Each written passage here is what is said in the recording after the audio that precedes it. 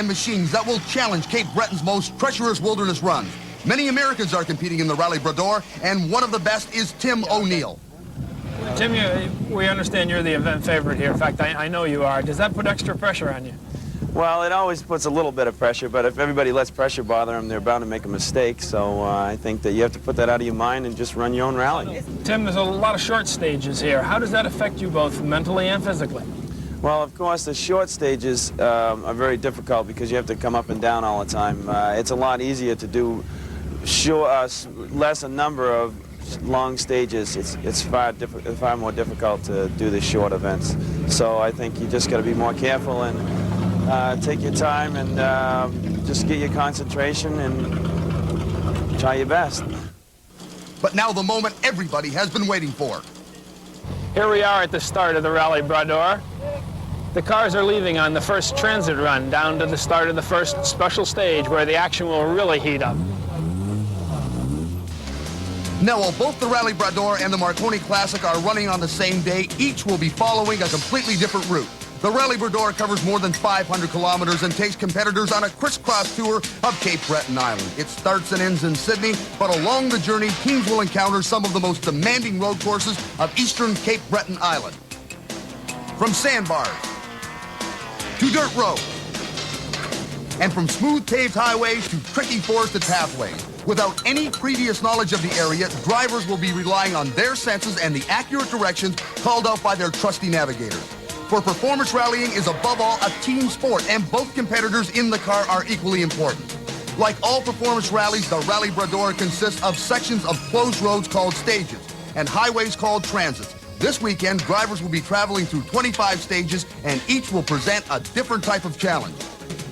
Every second counts through the stages because the team that goes through them in the least amount of time wins that stage. All teams must obey the rules of the road when they travel the Nova Scotia public highways during the transit. While some might think rallying isn't as exciting as oval or road course racing, one look at this action is apt to change your mind. This is all-out racing. There's no room for Sunday drivers in this sport, particularly at the Circuit Cape Breton Motorsports Weekend. They have to be sharp and they have to be in total control of their machines because you never know what lies ahead down the road.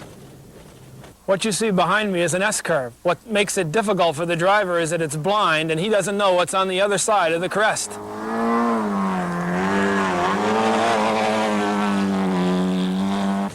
Indeed, the action never stops. And if you think rallying is less dangerous than other forms of motor racing, think again.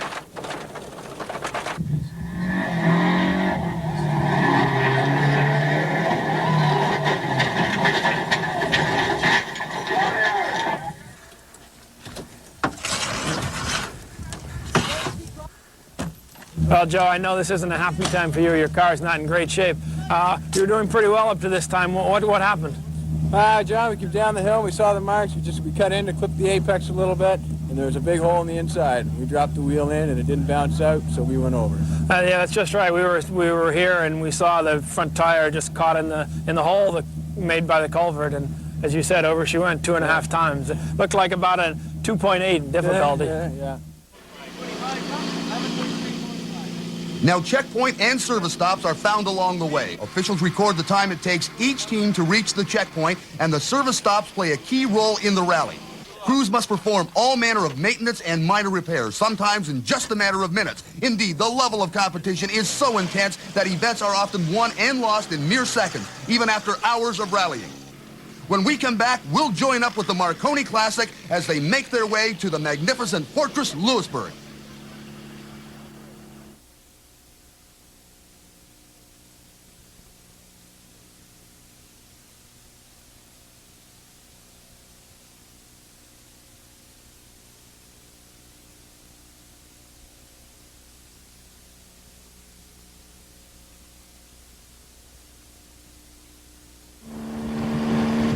While the action is heating up in the performance rally, competitors in the Marconi Classic enjoy a slower and scenic pace on their way to Glace Bay for the official start of the event. The drivers have been making several stops along the way to allow spectators the chance to see these fine machines close up. Although primarily a spectator show, the Marconi Classic is also a competitive event for participants, even right down to giving a prize for the team with the best costume. And those two look like they've got a good chance at winning that part of the event. The Marconi Classics last year was a lot of fun. This year we hope it'll be just as much fun. I'm just a navigator for Bill. He owns the 37 Pontiac. But one of the trophies is for period costume, so we're just trying our best to make it look a little nicer by wearing something like this. The navigator's supposed to take it quite serious and be very observant, but I think the majority of the people are here just to have a good time and show off the nice vintage cars. The Marconi Classic competitors are following a less demanding route than that of the performance ralliers. Their course is loosely based on the Marconi Trail from Glace Bay to Louisbourg. Louisbourg was the seaport fortress of the French when they ruled Cape Breton. The fabled French stronghold eventually fell to the British in 1758, and today, more than 200 years later, the Phoenix-like fortress is now used as one of the world's premier museums. Indeed, Fort Louisbourg is an appropriate ending place for a rally featuring museum showpiece automobiles. While the antique car rally is slow and steady, hair-raising action continues to be the name of the game for the competitors in the Rally Brador.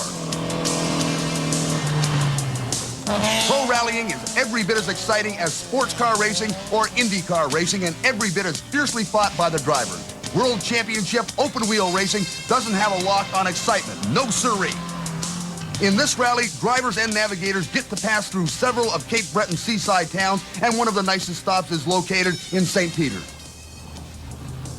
Rallying, unlike road racing, where you're competing all the time, gives the competitors a chance to drive down public roads. It gives them the chance to come to small, quaint villages like St. Peter's, where we are right now, and the competitors will be here shortly to do a service stop where the mechanics will check the cars.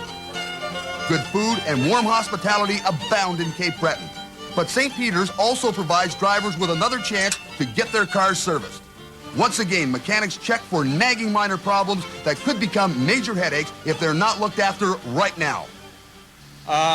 Basically, we rely on the driver to tell us if he's noticed anything wrong, odd sounds, things like that. We check for any leaks, mainly oil leaks, potential gas leaks, and brakes especially. Other than that, we rely on the driver to inform us and the co-driver for anything that they've noticed that's odd or odd sounding. We come in, first of all, we try to gas the thing up for starters. Right now, Daryl came in, he just had some clutch problems, so we bled his hydraulic clutch, check his mags. They got to be torqued down so the proper stress is on them when they're racing. Check the oil, just run of the mill things, just to make sure the car's still running smoothly. And there's only so much you can do, and if everything seems to be running good, that's all you can do. But after a quick stomach and car pit stop, teams are off and rallying again. There's a lot of ground to make up because soon they will be racing in the dark, and that's when an entirely different style of driving will be required. Throughout the day, drivers and navigators have experienced intense pressure, but pressure is not only on the competitors, it's also on the organizers. Besides being a round of the Atlantic Rally Championships, the Rally Brador is also being judged for its potential as a future major stop on both the Canadian and North American pro rally circuits. And one of the key observers this weekend has been Canadian Rally Director Bryson Guptill. Well, that's right. If, in our view, the rally is run in a professional enough manner, and we don't have any particular problems, then the rally could be considered as part of the Canadian Championship. As darkness descends, drivers will now be doing the route in reverse, so at least they have some idea of what to expect. Inspections and checkpoints also take place at night, and once again, these stops play key roles in the outcome of the event. They also provide another chance for the drivers and navigators to talk about the day's racing and fill that hunger from a long day on the road. But finally, a winner is declared. It's Tim O'Neill and his Canadian navigator, Martin Headland. After more than 12 hours of rallying, it's time for these two champions to let loose and celebrate the spoils of victory. No, I feel great. I think it was a great rally. It was a complete success, and I hope it's going to be a national next year so we can have a lot more teams. And I think that Cape Breton is a great place to rally. When Checkered Flag returns, we'll pick up all the action. The second day of the Celtic Cup Navigational Rally and all the thrills and spills of the body-pounding motorcycle enduro racing event.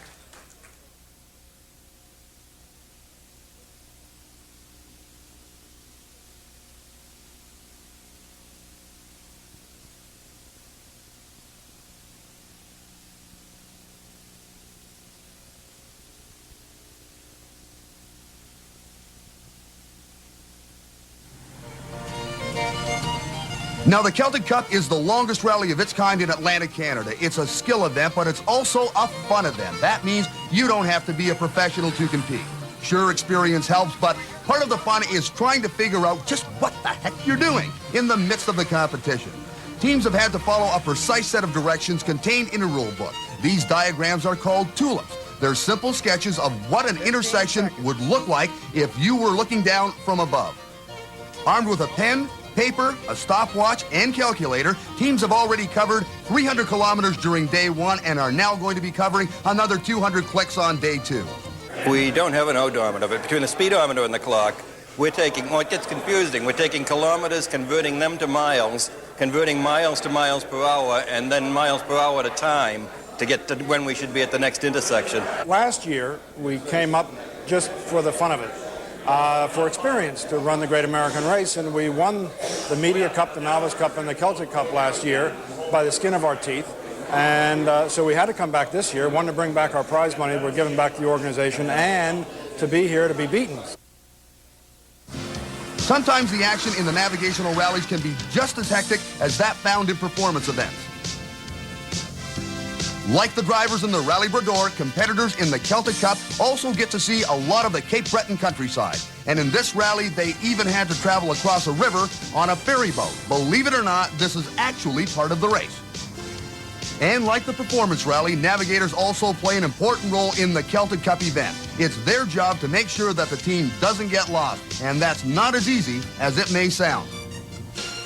From a spectator's point of view, one of the more interesting parts of a navigational rally is watching competitors trying to figure out their direction. You see, playing follow the leader wasn't the best thing to do. Indeed, it was a challenging day and a fun day for everybody. While most of the action this weekend was found in the 3 rally events, there was plenty to see for two-wheeled enthusiasts as well. This is motorcycle racing enduro style, and these hardy competitors weren't racing on pavement or even on dirt roads. Would you believe? A gravel pit. Mud, rocks, water holes, and more mud. These conditions would be bad enough under normal circumstances, but Mother Nature socked it to them on this day. Enduro riders certainly can't be accused of traveling in style. No, sir. An open pickup truck is their wheels to the track, and forget about finding any fancy motorhome. More than 20 riders are competing in this event. They might look like modern-day gladiators, but it's the elements and unbearable conditions they'll be battling. Yeah, the track's pretty narrow cross country. It's not like the normal motocross tracks. It will be tricky. There's a lot of mud, a lot of deep spots. Go with the flow. Whatever the conditions are, you just go that speed. Just don't ride over your head and just keep moving today. It's going to be a long race. I ride all over Canada and the U.S. this summer. It was all like this mostly. Well, we're in it for the driving part of it, which is the bikes, and these guys are pretty dedicated athletes. It's a strenuous type thing for these fellas to go through, and if you can look at some of the course, you're going to see some real good driving, a lot of acrobatics, things that go with good times and maybe a few beers. Because of overlapping riders, you're going to have riders merging traffic, actually, is the easy way to put that there.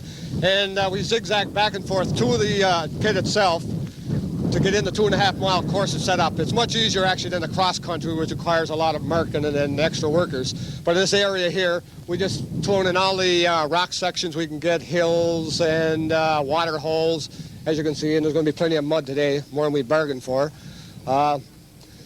Today we have 26 riders going, so she's going to get really geared up. Actually, when you're using these sections anywhere up to 30 times, you multiply that by 20, and you got the equivalent of about 300 riders going through it, so you can imagine the condition the course is going to be at the end of 3 hours. And now it's time for racing. Tension grips their handlebars. And they're off. 100 kilometers of bone-jarring racing lies ahead of them. Look at the determination. Can you believe what they're facing? The conditions are so terrible, even our camera isn't spared. Look at the lens. Just staying on top of their machines has been a demanding test. But for the victor, a sparkling trophy awaits him at the victory banquet. And really, that's what the Circuit Cape Breton Motorsports Weekend has been all about. Competition and the thrill of going head-to-head with your fellow racers, giving your best and using all of your talent and skill to keep ahead of the pack. It's been an exciting weekend of hard-fought racing.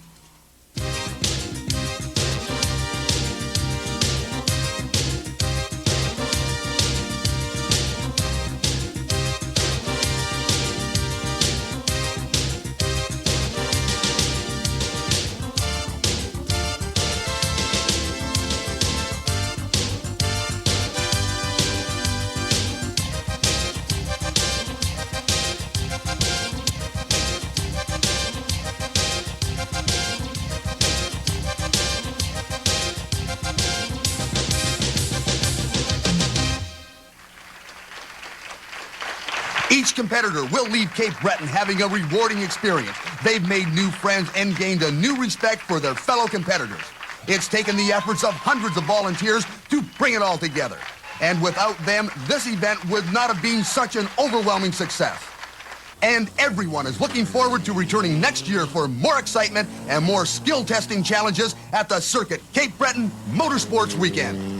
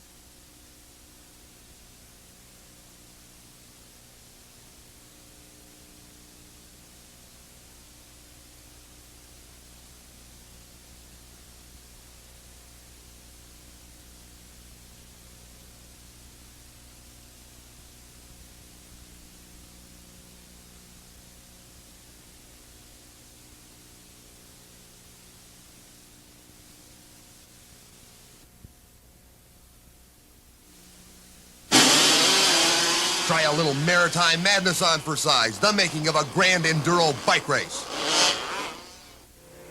You've got to be talented, dedicated, and fearless to compete in the high-speed world of motor racing. Whether challenging the high-ranking turns of the North American NASCAR circuit or hitting the 200 miles per hour straights of the IMSA competitions, it takes all the concentration drivers can muster. But these world-class racers don't have a lock on these qualities. No, sir. When it comes to spitting in the eye of danger, possessing raw talent and being totally dedicated to their sport, few can match the battles fought by motorcycle enduro riders. Fearless, just look at the course these riders have to race on. There's no smooth pavement here. Why? This is a gravel pit. Mud, rocks, water holes, and more mud. While Indy and Formula One racers are used to traveling in style, enduro riders certainly can't be accused of living a pampered life on the road. An open pickup truck is their wheels to the track, and you won't find any fancy motorhomes here either. And forget about high-paid mechanics to prepare your machine. Enduro riders are jacks of all trades. 26 riders have come to Cape Breton Island in the province of Nova Scotia, Canada, to brave the elements and conditions that most people would take one look at and crawl back into bed. But not these hardy racers. Yeah, the track's pretty narrow cross country. It's not like the normal motocross tracks.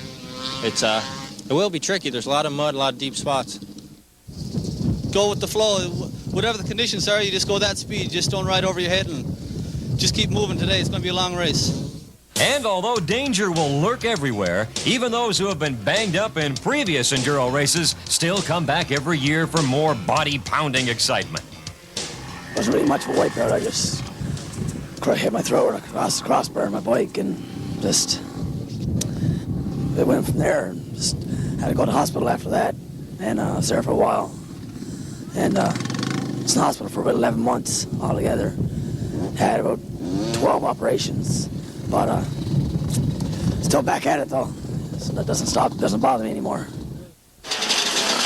And now the time for racing has arrived. Tension grips their handlebars, and they're off. 100 kilometers of rough and tumble terrain await them. It's rock and roll without the music. Look at the determination. Can you believe this dedication? Why, the conditions are so terrible, even our camera isn't spared. Imagine the poor visibility that these racers must put up with. There will be no champagne victory podium celebrations for the Cape Breton Enduro winner. And there certainly won't be any fat paycheck for him either. But these enduro racers aren't in this game for glory and riches. Just knowing you have beaten your fellow riders is all the praise they need. And a treasured trophy will look mighty nice on the mantle. It'll be a fitting reminder of his day of checkered flag success in the thrill-a-minute world of enduro racing.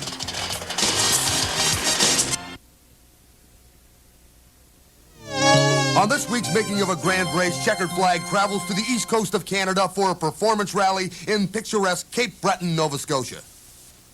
More than 500 years ago, European explorers and settlers came to the island of Cape Breton in search of adventure and glory. They were greeted by breathtaking scenery and a view as far as the eye could see. And today, another group of adventure seekers have come to this magnificent part of Canada.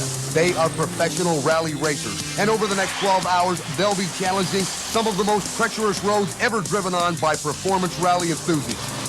The event is the Rally Brador, named after the beautiful Lake Brador, one of the world's finest inland seas of unpolluted salt water. Professional teams from Canada and the eastern part of the United States come to this island for a race that will certainly separate the men from the boys. Teams will cover more than 500 kilometers, and more than 160 of those will be run over gravel roads. It will be the ultimate test of driving skill, so split-second reflexes are a must as drivers race over twisting and tricky forest roads that neither the driver nor his navigator have ever seen before. But American rally driver Tim O'Neill isn't worried. Well, it always puts a little bit of pressure, but if everybody lets pressure bother them, they're bound to make a mistake. So I think that you have to put that out of your mind and just run your own rally. Now, the thing that makes performance rallying one of the most demanding forms of all motorsports is the wide variety of road conditions that drivers must face. From paved highways to rugged dirt roads, drivers must constantly be changing their car handling technique. And a total team effort is essential for success. This rally is composed of closed sections called stages and regular highways called transit.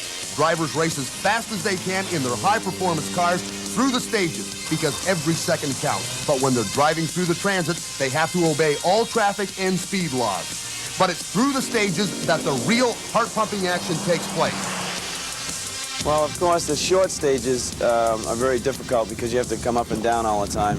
It's a lot easier to do less a number of long stages. It's far more difficult to do the short events. So I think you just got to be more careful and take your time and just get your concentration and try your best. Pro rallying is every bit as fierce and as exciting as races waged on the Formula One and IndyCar circuits. But these World Championship Series don't have a lock on high drama. If you think pro rallying isn't nerve-wracking, hold on to your seats.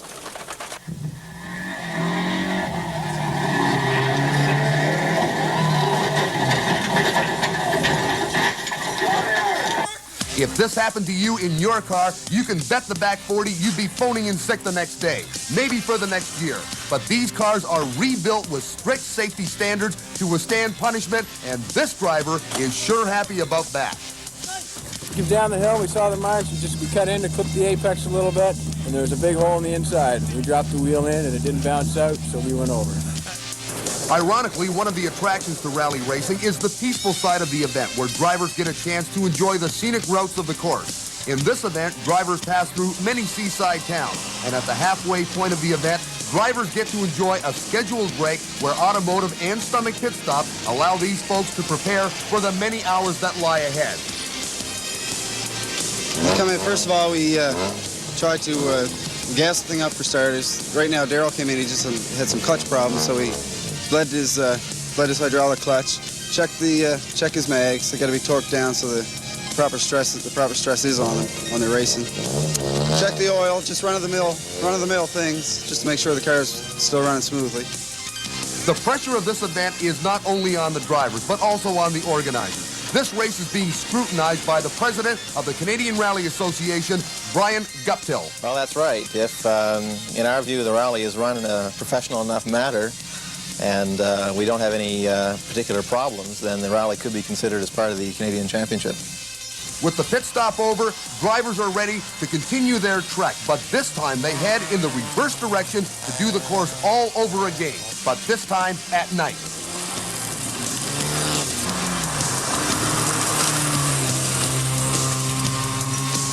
But finally, we have a winner. It's Tim O'Neill and his Canadian navigating co-driver, Martin Headland. They celebrate the spoils of victory.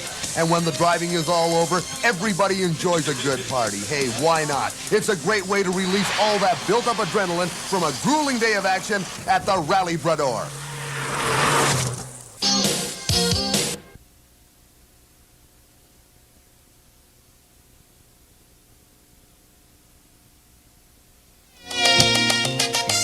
On this week's Making of a Grand Race, Checkered Flag travels to the east coast of Canada for a rally with class. Each fall, the beautiful countryside of Cape Breton, Nova Scotia, hosts a major motorsports weekend. The action is fast, the action is furious, from the body-pounding spectacle of gritty enduro motorcycles to the skill and driving talents of top-notch rallying. Nova Scotians have plenty to see. But not every motorsports event has revving engines and squealing tires. In the annual Marconi Classic, it's not how fast you go, but how good you look in getting there that counts. More than 30 of the finest automobiles from a bygone era are taking part in this vintage rally. All of them were built prior to 1958. It's a competitive event for sure, but it's also a fun event, and not only are there prizes for finishing first, second, and third, but there's also a prize for the driver and navigator with the best costume. Hey, these guys have got it all together. One of the trophies is for period costume, so we're just trying our best to make it look a little nicer by wearing something like this. The navigator's supposed to take it quite serious and be very observant, but I think the majority of the people are here just to have a good time and show off the nice vintage cars. And you wouldn't expect a vintage rally to have just any old guy starting the event.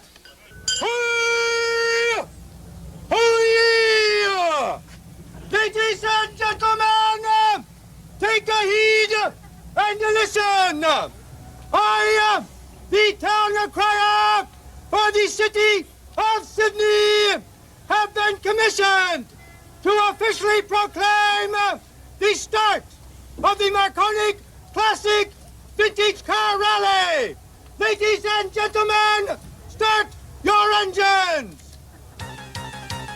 And away they go, a rolling museum on wheels. A 1937 Pontiac, a 1940 Ford Coach, a 1938 Dodge four-door, and looky there, a 1948 Pontiac Silver Streak Coupe are just a few of the spectacular period machines competing in this entertaining competition. Throughout the day, drivers travel along the Marconi Trail from Glace Bay to Lewisburg, with several stops along their journey to allow spectators the chance to see these magnificent machines close up. These cars are more than just automobiles. They are prized possessions, treasured by the owners who get as much enjoyment from showing them off as they do in driving them. The pace is slow, and believe it or not, there are no turbocharged powered machines in the field. But speed and noise is not everything. Just motoring along in a jewel of a machine is all the excitement these drivers need in the annual Marconi Vintage Car Classic.